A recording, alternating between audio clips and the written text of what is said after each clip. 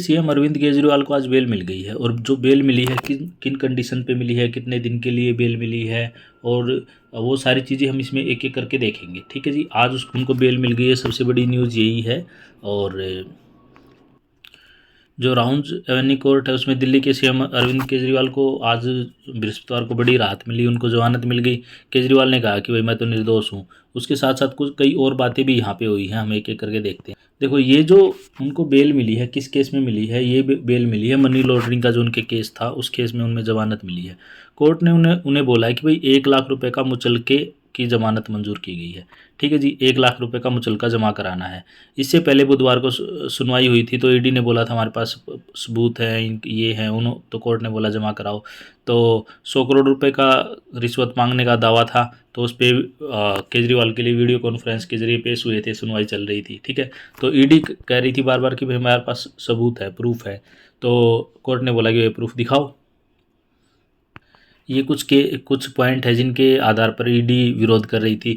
तो केजरीवाल की जमानत का विरोध करते हुए जांच एजेंसियों ने ये स्पष्ट किया कि रिश्वत का आरोप सीबीआई की तरफ से लगाया गया है। ठीक है, ईडी ने अदालत में बताया कि केजरीवाल की जो पार्टी है उसने साउथ ग्रुप से, मतलब साउथ से रिश्वत ली है, मतलब। और उसके बाद ये है कि आम आदमी पार्टी ने को आरोपी बनाया गया, तो जो पार्टी का जो प्रभारी व्यक्ति है दोषी ठहराया गया। ईडी ने बताया कि इस मामले में जो उप मुख्यमंत्री है, डिप्टी सीएम है मनीष सिसोदिया को आरोपी बनाया गया था। उस वक्त आम आदमी पार्टी को नामित, इसके जो आम आदमी पार्टी का जो सीएम है उसको उस वक्त नामित नहीं किया गया था। ठीक है जी, तो ये उनके कुछ दलील थी। ये तो कोई खास दलील नहीं थी, बस अपनी जान बचा रहे थे। इसके अलावा और क्या कह रहे थे? ये करेंगे भाई हमारे पास ठोस सबूत है। तो कोर्ट ने पूछा भाई ठोस सबूत बताओ, क्या तुम्हारे पास ठोस सबूत है? तो उन्होंने बोला प्रवर्तन निदेश, मतलब ईडी ने बताया कि भाई जो आबकारी नीति थी, जो शराब घोटाला था, शराब की रिलेटिव पॉलिसी थी, उसका जमानत का विरोध जताते हुए कहा कि भाई वह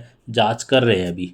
वो कह रहे हैं हम जांच कर रहे हैं, हमारे पास सबूत है। तो उन्होंने, कोर्ट ने बोला सबूत दिखाओ। तो वो नोटों की तस्वीर, ये कह रहे हैं उनके पास नोटों की तस्वीरें हैं, जो पैसा इन्होंने लिया था। इसके बाद ये पैसा गोवा, जो इलेक्शन हुआ था वहाँ पे खर्च हो गया है, गोवा में इधर उधर, तो ठहरने के लिए भुगतान किया गया था। वहीं केजरीवाल ने बोला कि भाई मैं बेगुनाह हूँ, ईडी स्वतंत्र एजेंसी नहीं बची है, इसके ऊपर मोदी गवर्नमेंट का दबाव है। तो इस दोनों पक्षों के बाद पहले फैसला सुरक्षित रख लिया गया था, इसके बाद फैसला सुना पहले फैसला सुरक्षित रख लिया गया था, उसके बाद फैसला सुना दिया गया कि भाई रिश्वत का इनको, हाँ, बेल दे देनी चाहिए। तो फिर ईडी ने आगे ये भी कहा था कि भाई रिश्वत का जो पैसा है चुनाव में खर्च हुआ है।